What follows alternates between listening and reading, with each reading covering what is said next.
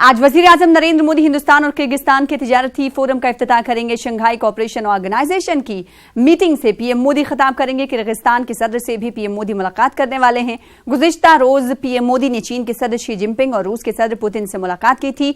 दोनों मुल्कों के लीडरों के दौरान कई अहम मामलों पर बातचीत हुई और आगे का लाहे अमल तय किया गया। वज़ीर-ए-आज़म मोदी ने शी जिनपिंग से पाकिस्तान के दहशतगर्दाना रवैये के बारे में बातचीत की और ताज़ा सूरत-ए-हाल से आगाह भी कराया।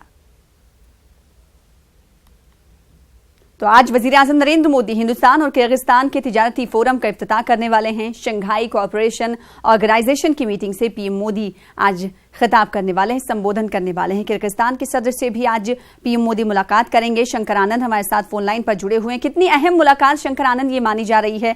एक तरफ हम देख रहे हैं कि इस फोरम का कहा जा रहा है कि सबसे अहम मकसद जो है वो दहशतगर्दाना कार्रवाइयों से लड़ना है।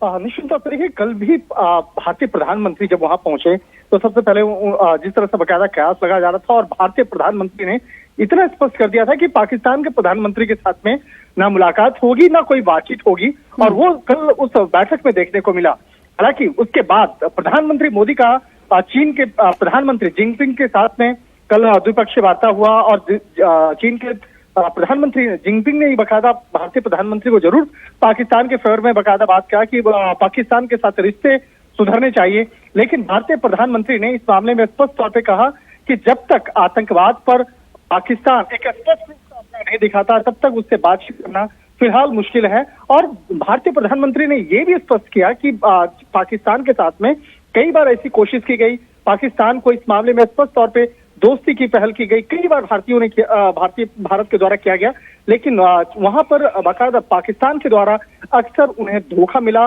और भारत के अंदर में आतंकी गतिविधियों पर रोक पाकिस्तान नहीं लगाया। तो जब तक उन आतंकियों के खिलाफ एक ठोस कार्रवाई नहीं होती है तब तक बातचीत फिलहाल संभव नहीं है। और भारत और चीन राजनीतिक संबंधों के 70 साल पूरे होने पर 70 कार्यक्रम भी किए जाने हैं।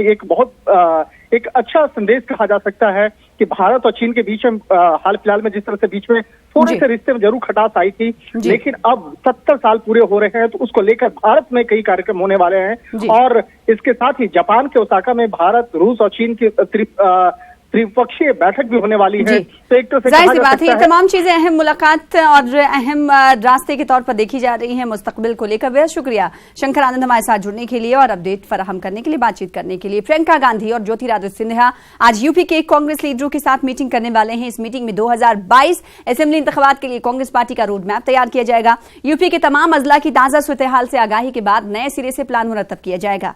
बताया जा रहा है कि ये मीटिंग 2 दिनों तक चलेगी और तमाम अजला की जिम्मेदारान इस मीटिंग में शिरकत करेंगे और अपने अपने इलाके की सूरत-ए-हाल से रोशनास कराएंगे।